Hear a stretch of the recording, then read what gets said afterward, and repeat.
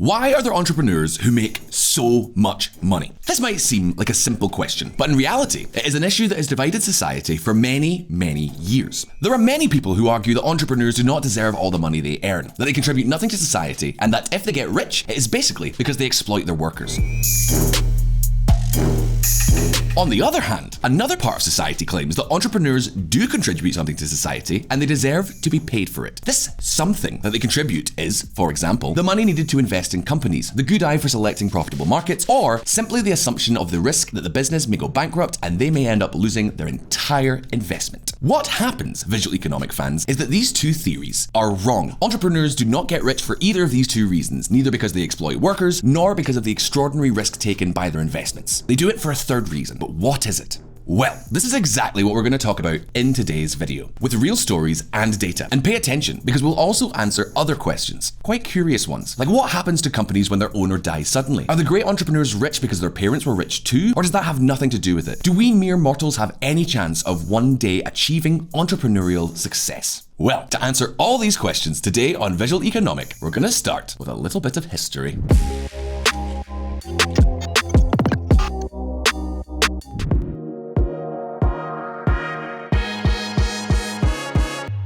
One fine day in January 1975, a 19-year-old computer enthusiast had a great idea, a revelation to make a breakthrough in the promising world of programming. Somehow, this young man got the number of the director of one of the most important technology companies at the time, MITS, and called him to tell him that he'd developed a revolutionary software that would greatly facilitate access to computers for many people. And that, naturally, he had to show him so urgently so that he could take it to market and make money. Lots of money. After hearing this, the head of MITS was intrigued that a teenager had programmed something like this, and that he had the initiative to bring it to market, so, delighted, he agreed to see a demonstration of the program in the following weeks. But, guess what? There was no program. The bit didn't exist. The 19-year-old rogue had made it all up. He hadn't even started work on the program. He didn't even have the faintest idea of how to do it. But you want to know the best part? That young man was none other than Bill Gates when he was still just a student at Harvard University. And let's be clear, that call was probably a shot in the dark. One of those things you try without expecting it to work, something you do just to see what happens. In any case, that shot in the dark was a success, and even though it was only a few weeks before they had to present a non-existent software, Bill Gates and his partner, Paul Allen, got down to work and in record time produced a prototype that convinced the director of MITS. From there, on the 4th of April 1975, Gates dropped out of college and together with his partner founded the famous Microsoft company.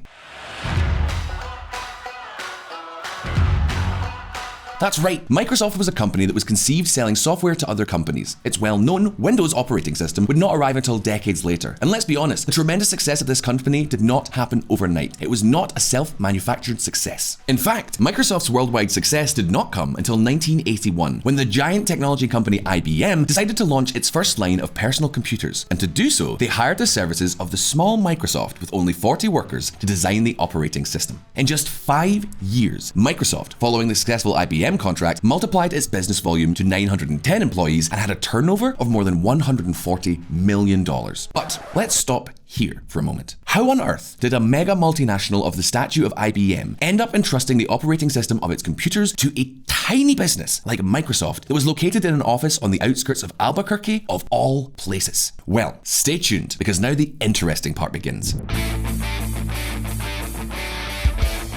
Wicked and not so wicked tongues suggest that the mother, yes, Bill Gates' mother, played a key role in Microsoft's success. And, contrary to the usual narrative of the American dream, in this case, Bill Gates did not come from a poor family. His mother was a successful businesswoman who was on the board of directors of major companies such as First Investment Bank of Washington and Pacific Northwest Bell. So, I think we can safely say that Bill Gates never lacked funding to start his business. However, that is not the most significant thing. The most important thing of all is that Gates' mother, taking advantage of her position in the business world, contacted one of the IBM executives and explained everything that Microsoft was doing to see if she could give her son a hand. The connection, or rather, the lifetime network. And then the thing is that weeks later, John Opel, the IBM executive she spoke to, would pass the conversation with Mrs. Gates on to the rest of the board, and, as they say, the rest is history. And now, Visualeconomik fans, I have a question for you. What led Bill Gates to become the richest man in the world? Was it his initiative and business acumen? Was it having a rich mother who lent him money and got him exceptional contracts? Or was it taking advantage of his workers to exploit his business? Whatever the answer to the specific case of Bill Gates, an answer to which, by the way, we will return at the end of the video, what is really relevant is what happens with most companies and with most wealthy entrepreneurs. That is, how exactly do they get their fortunes? Well, do you know what? There is a way to find out. There is a way to discover how the rich get rich. Do you want to learn more? Of course you do. So let's get cracking. The S-Corp.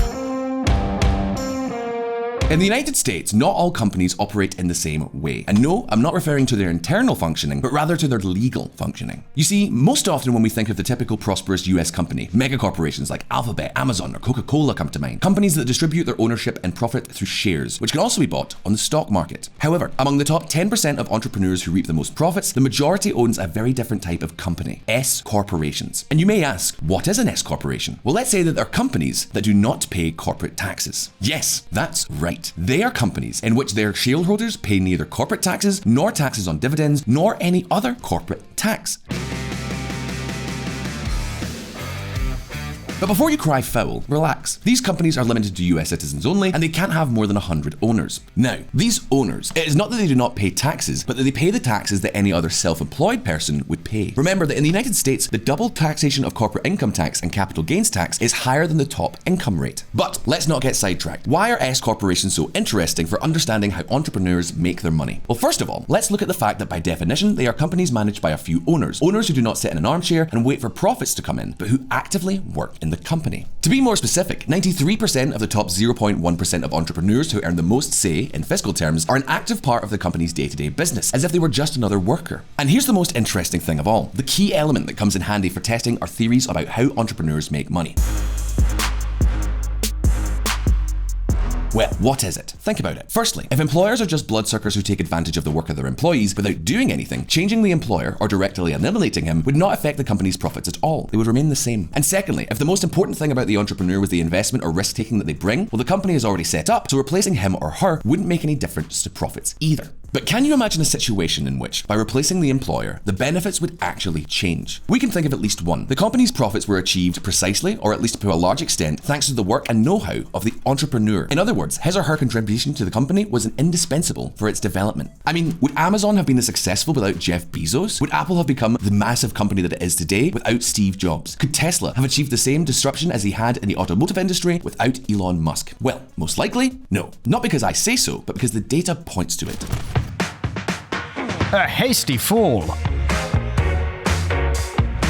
In a study published by Oxford University Press, quite a lengthy one, by the way, it was investigated what percentage of the profits of S corporations were actually the fruit of their owners' labour and not the fruit of labour of other exploitation or other kinds of theory. To do this, they came up with an idea. What if we take companies where the owner has died prematurely and compare their profits with very, very similar companies where the owner has not died? Well, no sooner said than done. That's exactly what they did, and this was the result.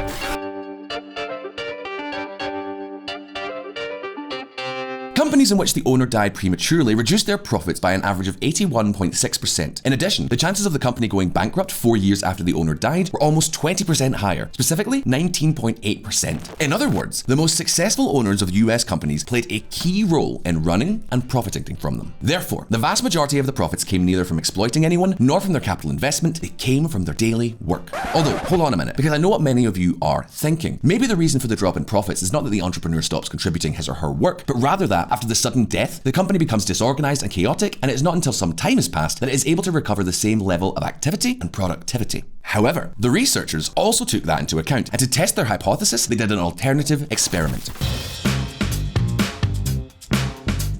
Instead of comparing companies where the owner died suddenly, they compared companies where the owner simply retired and where his or her departure from the company was predictable and organized. Which begs the question, what happened in those cases? Well, strangely enough, exactly the same thing happened.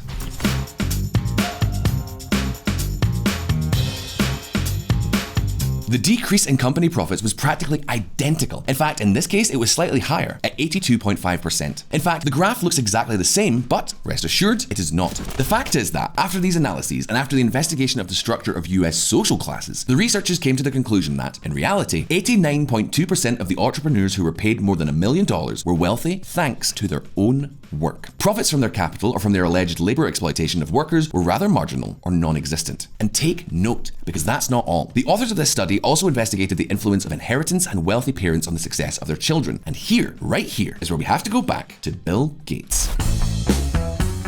Self-made.